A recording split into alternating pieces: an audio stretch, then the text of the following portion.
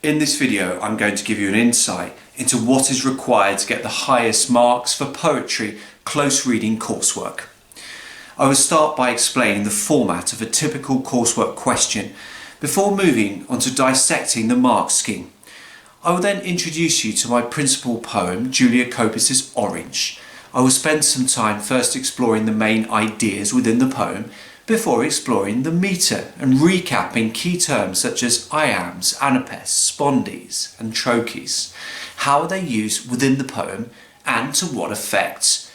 Of course, it is also key to explore the language of any poem, and I will share some thoughts and annotations on this before giving you the opportunity to write your response so that you have something to compare to mine. I will then share my coursework response with you, pausing every 2 paragraphs to mull, explore and discuss. What am I aiming to achieve within these paragraphs, and how do I meet the criteria within the mark scheme? I'm hoping it will be incredibly useful. Stay tuned and watch Schofield on Shakespeare.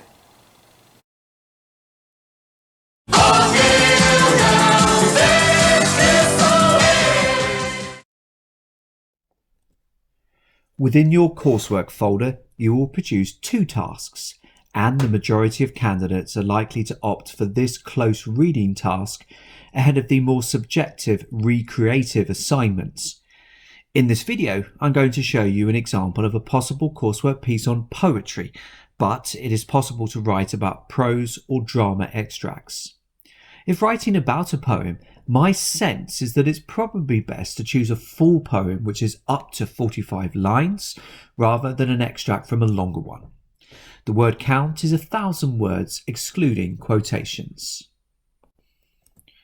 Your title is likely to follow the format on screen. Note that your poem needs to come from a wider collection. In this video, I'm going to use poems from Julia Copus's The Shuttered Eye to explore this question.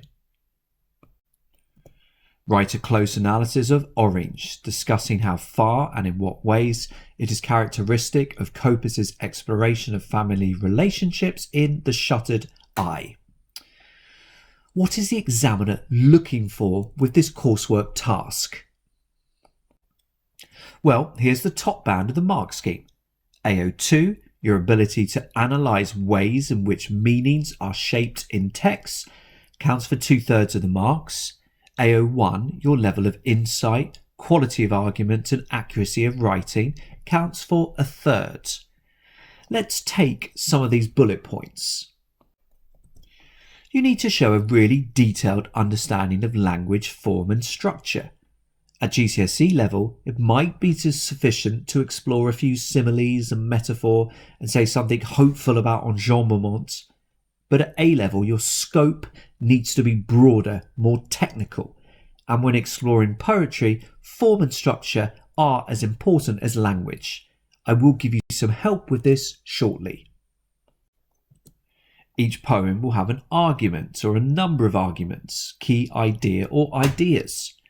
But for AO2, the examiner is interested in how the poet uses language, form and structure to present these ideas to the reader. You will need stacks of seamlessly embedded short quotations. For AO1, you will need to demonstrate an outstanding, nuanced understanding of the poem as a whole. And how to achieve this excellent understanding? A great deal of reading, rereading the poem, leaving it for a while, mulling it over, returning to read the poem, covering it with annotations. Rather like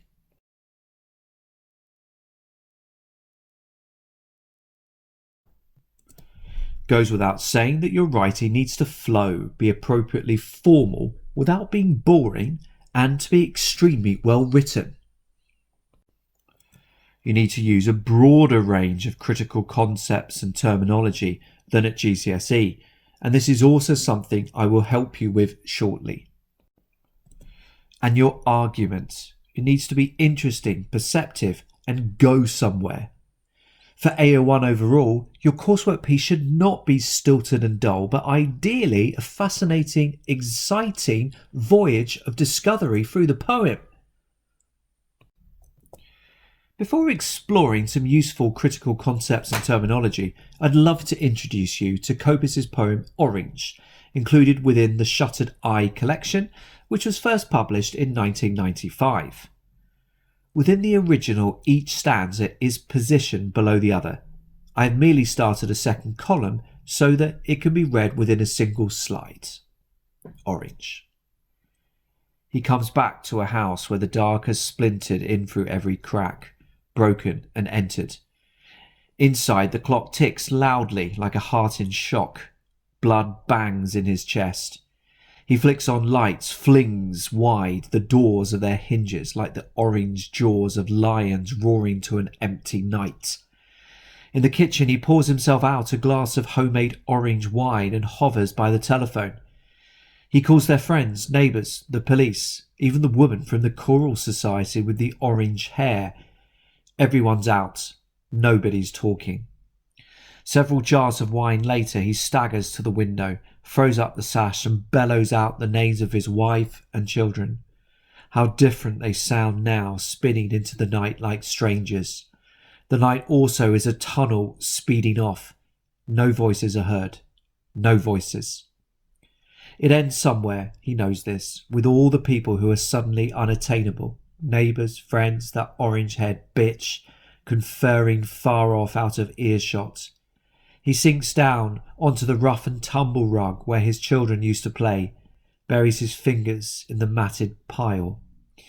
His eyes glint green through the gold liquid rocking gently in its demijohn, and by his head the black phone hangs silent like the shell of a fetus on its coiled umbilicus, not moving. Now, before thinking about critical concepts or terminology, we need to be thinking about what the poem is about, what the main argument or idea is. Why not press pause now to reread the poem and consider this? The video will resume in 5 seconds' time.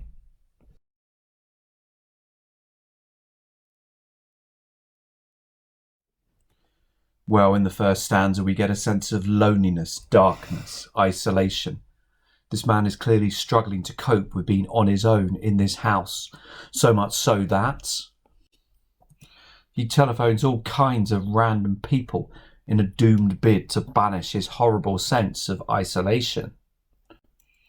He gets roaringly, unsatisfyingly drunk, and then we find out his wife and children have left him. He is no longer part of a collective, but is a desperately sad, lonely, increasingly angry man on his own, who by the end of the poem has regressed into intoxicated, stunted, death-like oblivion, as symbolised by the extraordinary simile likening the silent phone by his head to the shell of a fetus. Now we've established the main ideas of the poem, it's time for the more interesting stuff. How does the poet use language, form and structure in order to explore these ideas? Well, let's start with metre. What are the patterns of stressed and unstressed syllables within the poem? And how are they used to help present the poet's ideas? Well, the very first stanza is interesting.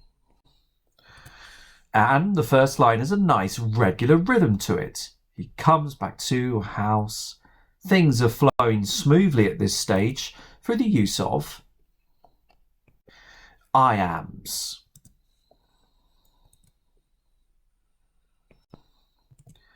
The second line starts with 2 unstressed syllables, followed by a stressed one. This is known as an anapest, whether dark, which perhaps utters in the darkness too quickly for our liking, but nonetheless the seamless flow and rhythm of life is being maintained, as reflected in the metrical units being used. But the third line ushers in a dramatic change. The lines start with 2 trochees, in which the first syllable of the foot is stressed rather than the second, in through every. Perhaps it is more forceful than using iambs, but nonetheless the flow is maintained until we get to the Caesura after crack, as signified by the semicolon. The flow has been disrupted, and the reader immediately gets a sense that something is wrong.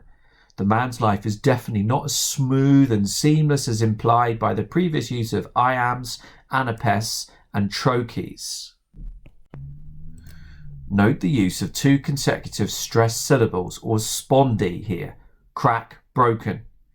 This contrasts sharply with what has come before, and already reflects just how disjointed this man's life has become. His marriage and way of living has been broken up.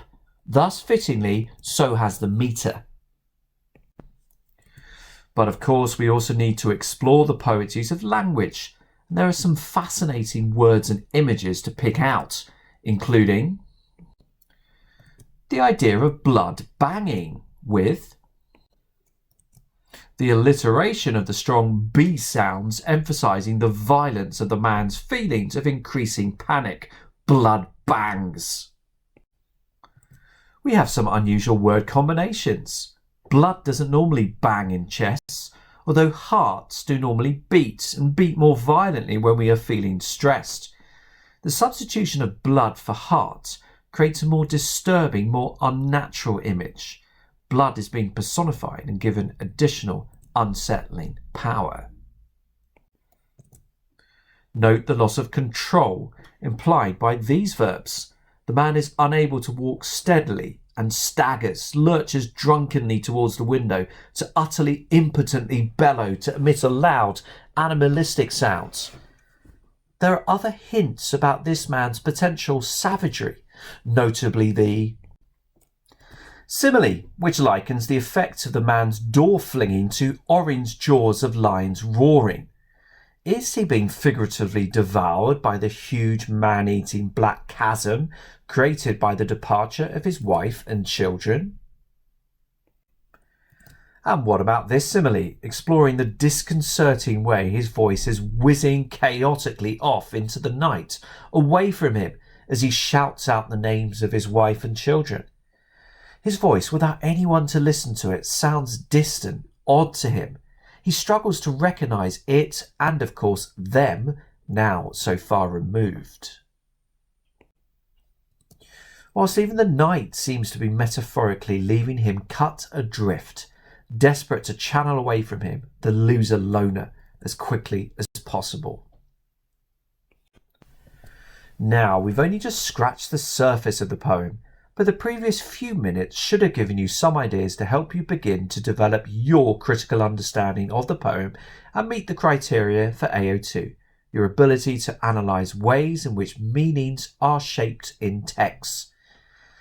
Remember that for your coursework you also need to make connections and links to other poems within the collection, hence the second part of the title.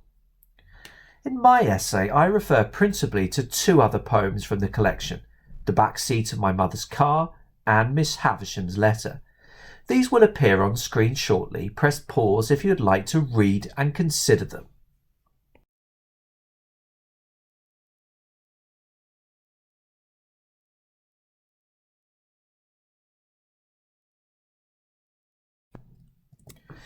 If you have only read Orange, you will obviously struggle to answer the second part of the question.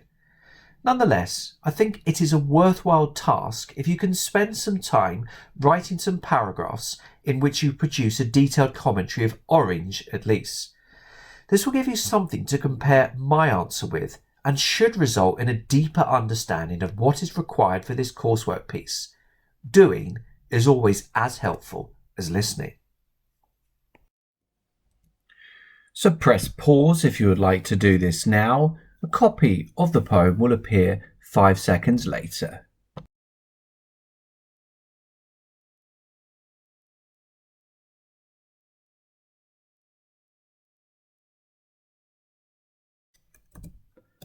Time now for my response. Rather than bombard you with the whole thing in one go, I will read a few paragraphs at a time, then talk you through what is happening in relation to my thought processes and the 2 assessment objectives. In Julia Copus's Orange, the poet presents a depressing image of loneliness, drunkenness and despair post-family breakdown.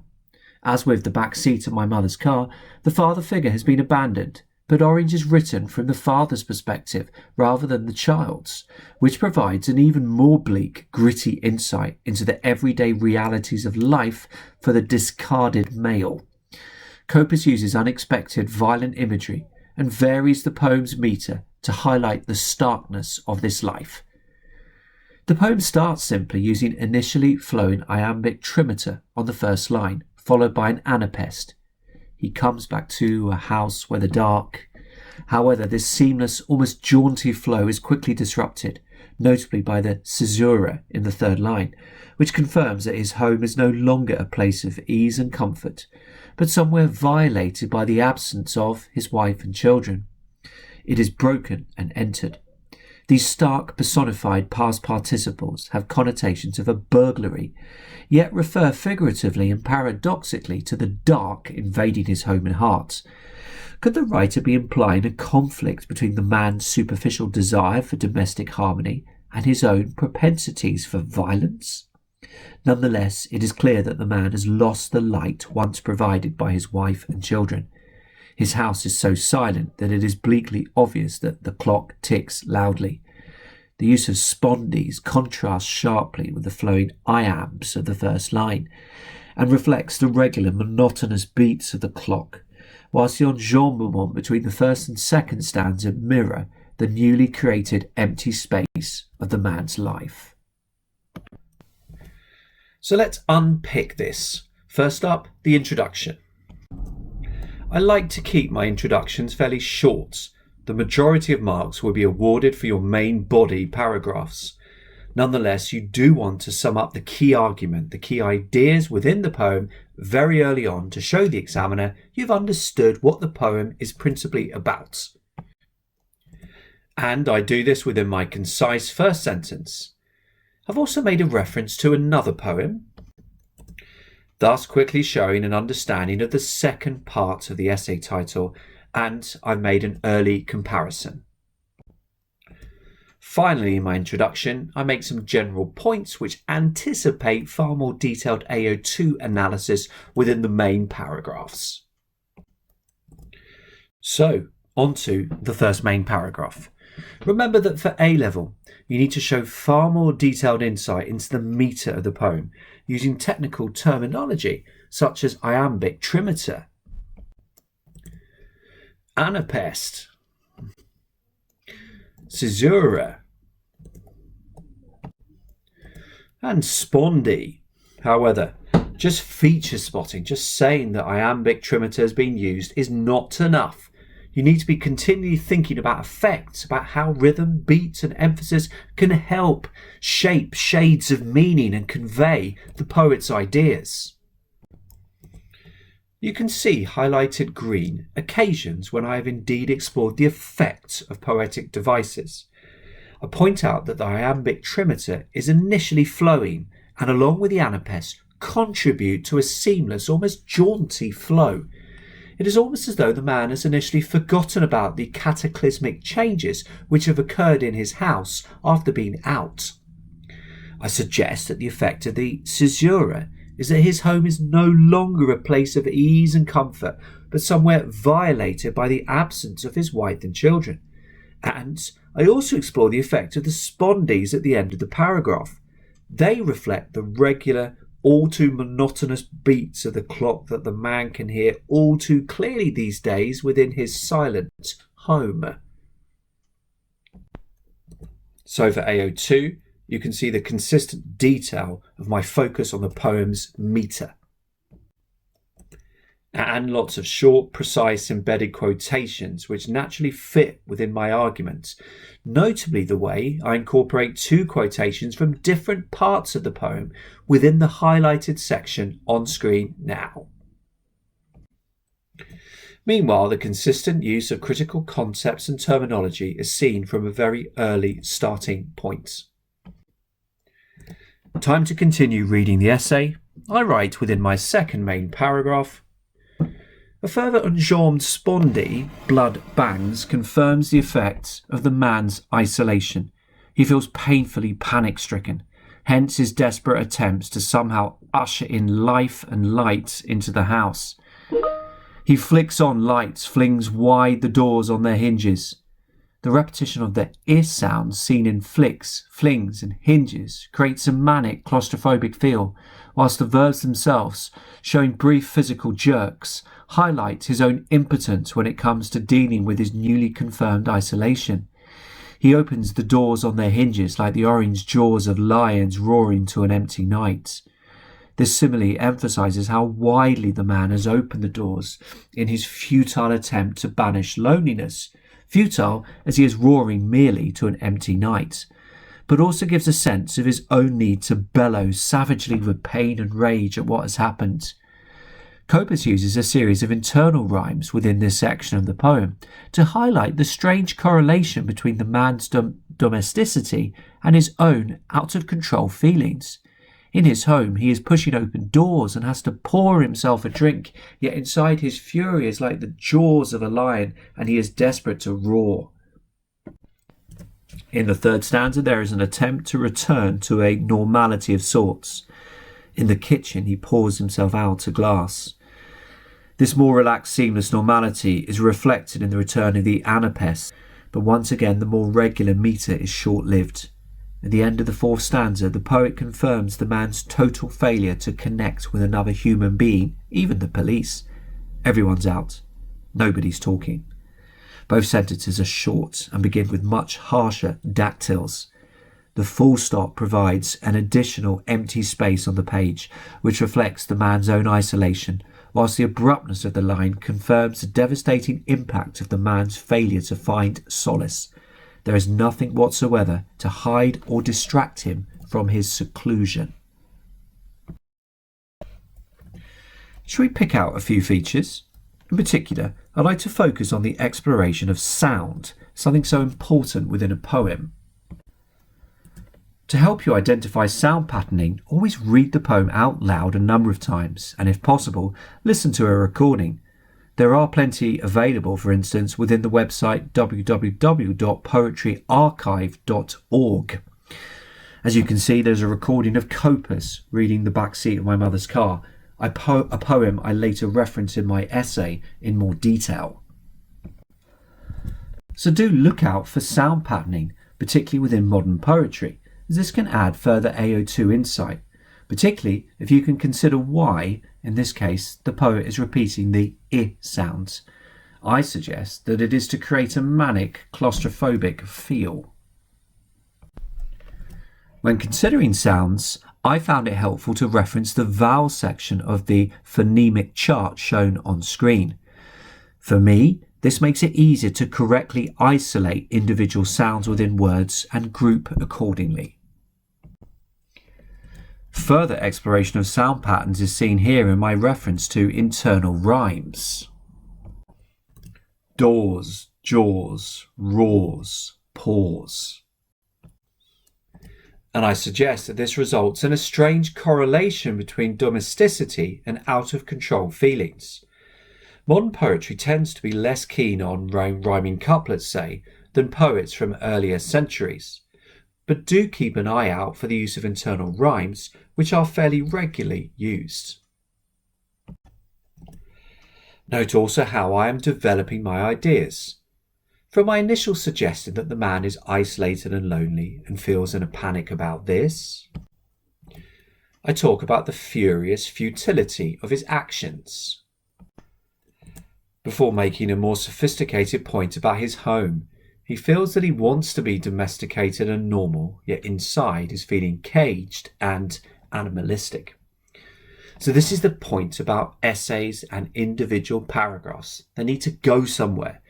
You shouldn't just be using a quotation to buck up your point, but to help you extend your analysis to add even more insights.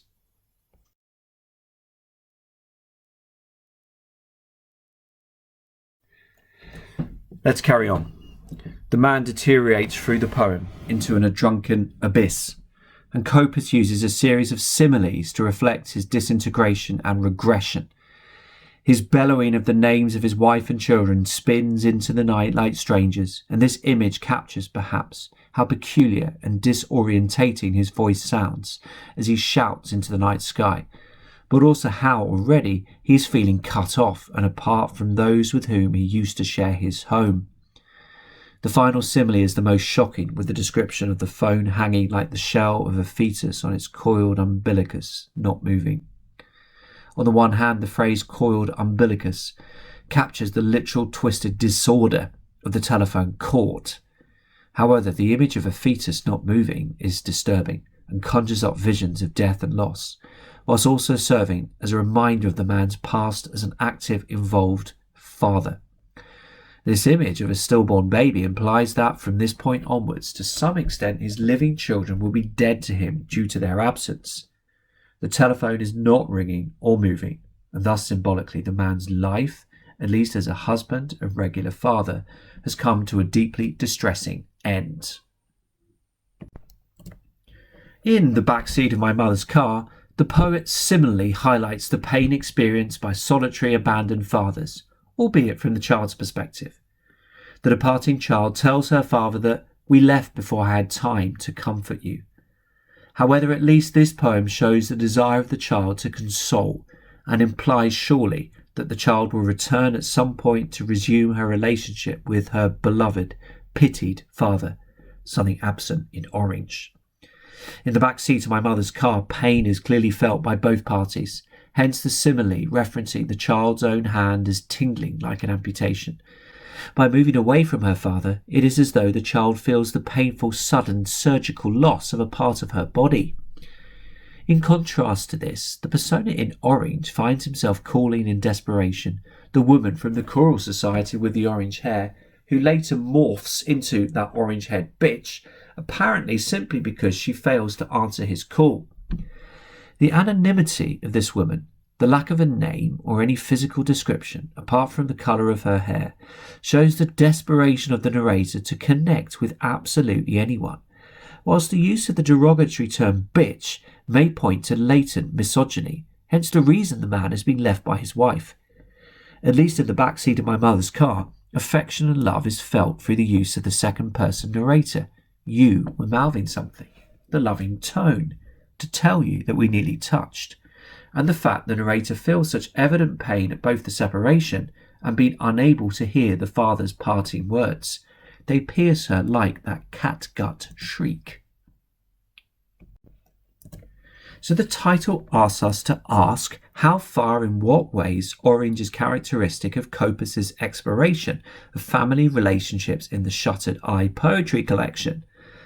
So we are implicitly being begged to compare and find similarities and differences, thus resulting in a more nuanced response. I do this here by starting off with a similarity between Orange and the backseat of my mother's car, albeit with a clarifying detail about a difference. Orange is written from the father's perspective, whereas the backseat of my mother's car is written from the child's. However, by using further quotations from both poems, I'm able to go into additional detail and provide additional insight. We hear the child's voice in the backseat of my mother's car. We hear how she feels about being away from her father. Her own hand is tingling like an amputation. Thus, I suggest that the child is so upset by leaving him, it is as though she feels the painful, sudden surgical loss of a part of her body. The father in Orange has no such contact. We are given no insight into his actual relationship with his children and how they might feel about him. I therefore choose to compare this striking simile with the narrator's futile attempts to speak to anyone, and how the lack of contact, and probably his own character, may be causing abusive misogyny to rise to the surface. By comparing the two poems, I'm beginning to explore the place of the poem within the wider collection, something I continue to do in my subsequent paragraph. Miss Havisham's letter is similar to Orange, that it also portrays the stewed, frustrated, lonely after effects of failed love. The poem refers to Miss Havisham from Dickens's Great Expectations, someone who literally paused her life after being jilted on her wedding day.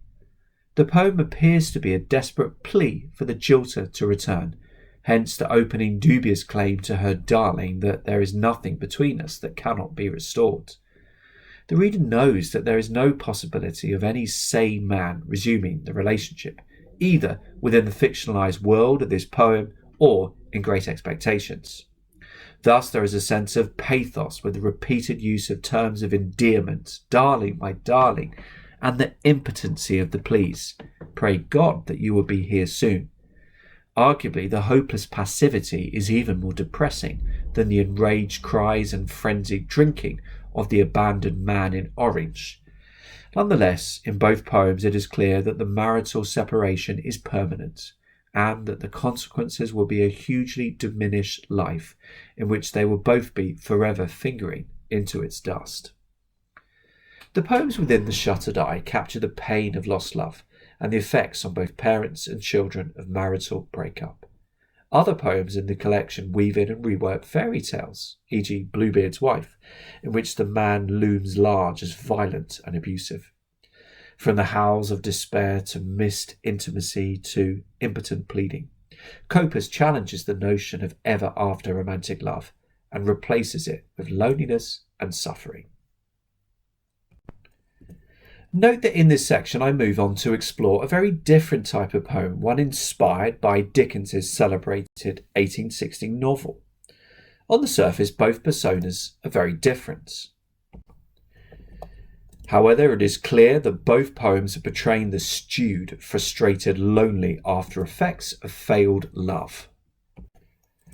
An interesting difference between the two poems is the hopeless passivity of Miss Havisham, which contrasts sharply with our drunken, hurling, swearing left father in Orange. Some gender stereotyping at play, perhaps. In my conclusion, I reference another poem from the collection, albeit briefly, before ending with a memorable statement about Copus's intent within the collection. She wants to challenge the notion of happily ever after romantic love and stress the realities of loneliness and suffering post-relationships.